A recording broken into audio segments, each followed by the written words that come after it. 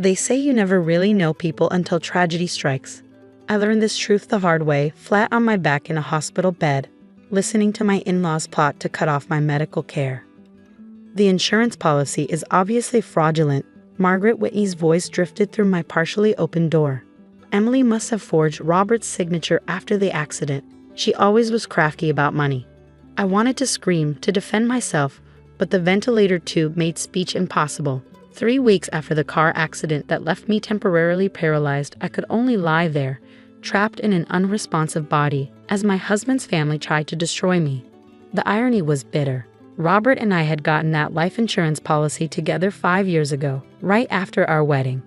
Just in case, he'd said, always the practical one. We need to protect each other. Now Robert was dead, killed instantly in the same accident that shattered my spine, and his family was trying to deny me the protection he'd insisted on. The policy pays out $5 million, William Whitney, my father-in-law, responded. That's Whitney family money. It should go to the foundation, not some gold digger who married into the family. Gold digger. I almost laughed, but it would have triggered the ventilator alarm. They'd conveniently forgotten that I was a successful neurosurgeon before marrying Robert, that I'd insisted on a prenup to protect my own assets. Dr. Anderson says she might recover partial mobility, Margaret continued. Imagine the drain on family resources, the rehabilitation costs alone. Not our problem, William dismissed. Once we prove the insurance policy is fake, she'll have to rely on her own means. Let her family deal with it. My family. Mom was a retired teacher, Dad a small-town accountant. They'd already sold their house to help with initial medical costs, believing the insurance would reimburse them. The Whitneys knew this. They'd watched my parents make the sacrifice, probably smirking behind their designer masks about the futility of it all. But what they didn't know, what they couldn't know, was that I wasn't as helpless as I appeared. The accident had taken my mobility, not my mind, and in the long hours lying here, forced to listen to their schemes, I'd been planning. They didn't know about the video Robert and I had made the day we signed the insurance papers. A silly thing at the time, we'd been playing with his new phone, recording random moments of our life together. For posterity, he joked, filming us both signing the documents, so our grandkids can see how boring adulting is. That video was still in our shared cloud storage, along with 5 years of other evidence of our life together, including emails discussing the policy, bank records showing premium payments, even photos from the insurance agent's office. They also didn't know that while I couldn't speak, I could communicate. My night nurse, Maria Garcia, had realized I was conscious and aware 3 days ago. She taught me to blink, once for yes, twice for no, a simple code that had become my lifeline. Mrs. Whitney, she'd asked one night, checking my vitals. Do you understand what's happening? Blink. Do you want me to help you? Blink. Are they lying about the insurance? Blink. Maria had become my secret ally, sneaking in her phone so I could blink out messages to my best friend, Claire Matthews, a medical malpractice attorney who'd fought the Whitneys before. The Whitneys thought they were being clever, visiting during regular staff changes when Maria wasn't around. They didn't realize every word they spoke was being recorded on the phone hidden under my pillow. Your parents called again. Margaret's voice pulled me back to the present. So persistent, asking about the insurance payout, as if we'd let them take advantage. Take advantage? My parents, who'd mortgaged their future to save my life while the Whitneys plotted to cut off my care. I felt the familiar rage build, but forced myself to remain calm. The monitors would betray any spike in my vital signs.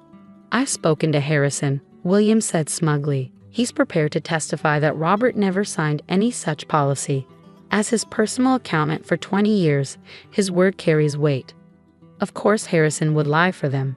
The Whitneys probably own him, just like they own half the town's elite.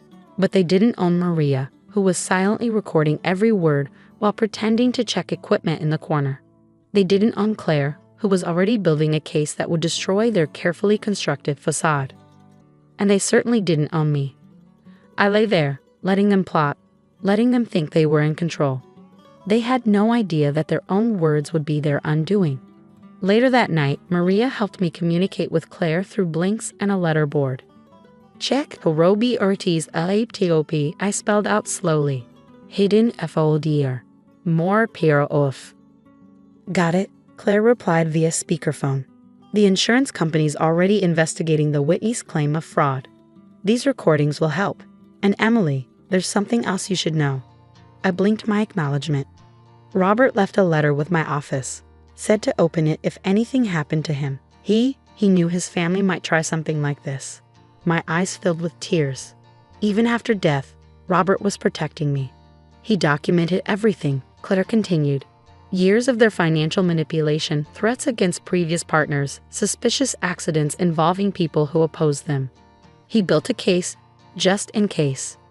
Just in case they tried to destroy someone he loved. Oh, Robert. Even in our happiest moments, he'd known what his family was capable of. The next few days were a careful dance of preparation. While the Whitneys pushed their fraud narrative, Claire gathered evidence. Maria recorded their conversations. My doctors documented my awareness and decision-making capacity. William and Margaret grew bolder, threatening to have me transferred to a more suitable facility. A nice way of saying a place where I'd receive minimal care. They didn't realize I could hear their whispered conversations about care withdrawal and natural progression.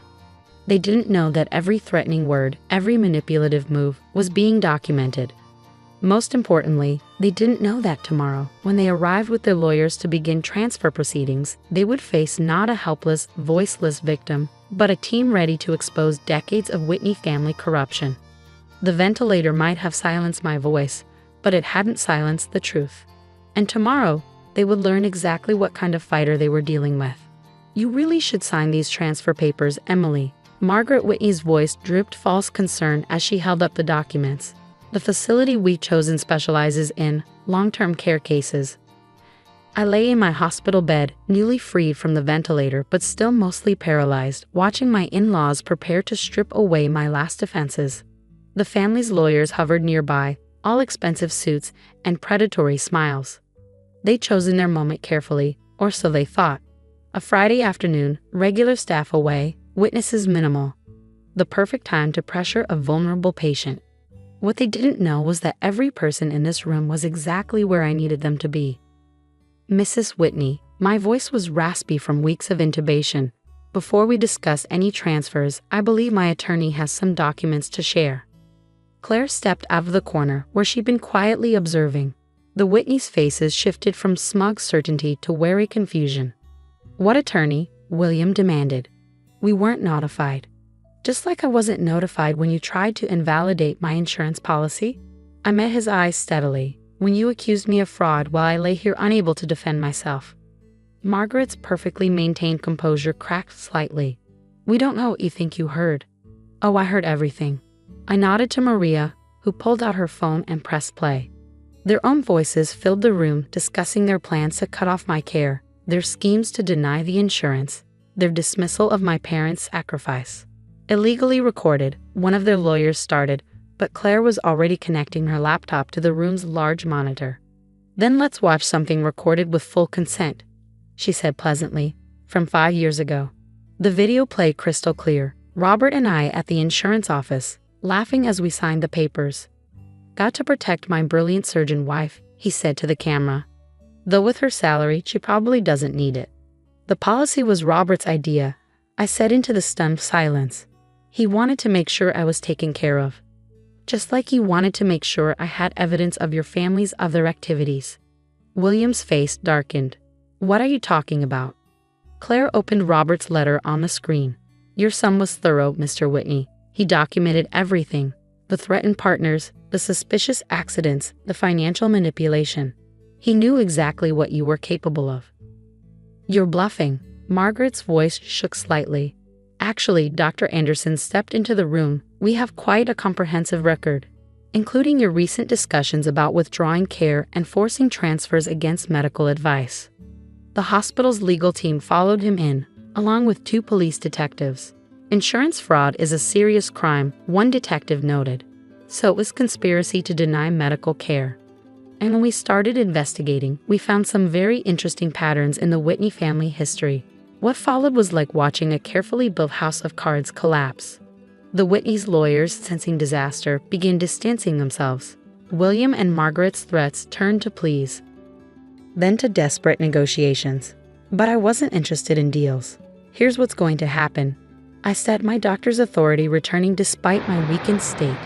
The insurance policy will be honored, not just for me, but for my parents' reimbursement. The Whitney Foundation will establish a fund for spinal cord injury research, and you will never again try to deny someone medical care for your own financial gain.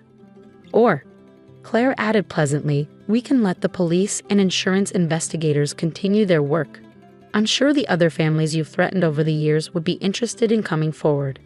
The Whitneys left in defeat, their lawyers already discussing damage control.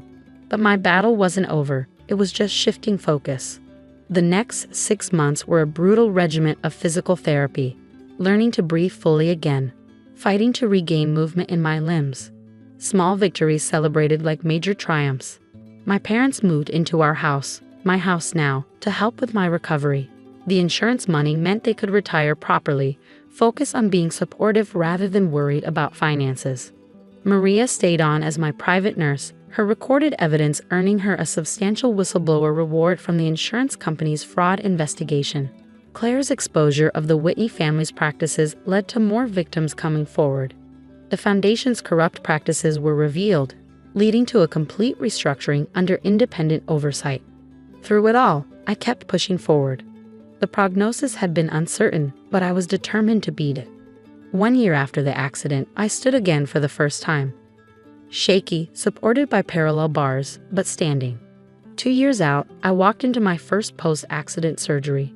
Not to operate, I wasn't ready for that level of fine motor control, but to consult. My colleagues welcomed me back with respect rather than pity. Dr. Whitney, my resident asked during rounds, should we use your research protocol for this spinal case? Dr. Carter, I corrected, having reclaimed my maiden name. And yes, but with a modification I developed during my own recovery. I turned my experience into expertise, publishing papers on spinal cord injury treatment from a uniquely informed perspective. The Whitney Foundation's mandatory research funding had actually advanced the field significantly. 3 years after the accident that was meant to break me, I stood at a podium, delivering the keynote address at a neurosurgery conference. Medical catastrophes show us who people really are, I told the audience, both the victims and those around them. We can choose to be broken by betrayal, or we can choose to build something better from the experience. My parents sat in the front row, beaming with pride. Maria and Claire were there too, the friends who'd become family. Even some of Robert's distant relatives who'd supported me against the Whitneys attended. Later that evening, I visited Robert's grave, placing fresh flowers beside the headstone. You knew, didn't you? I said softly. What they might do. That's why you left all that evidence, made that video, protected me even knowing you might not be here. The evening breeze stirred the flowers, carrying the scent of approaching spring. I did more than survive, I told him. I changed things, made it harder for them to hurt anyone else, built something positive from all the pain. Walking back to my car, slowly but independently, I thought about all the ways life tests us.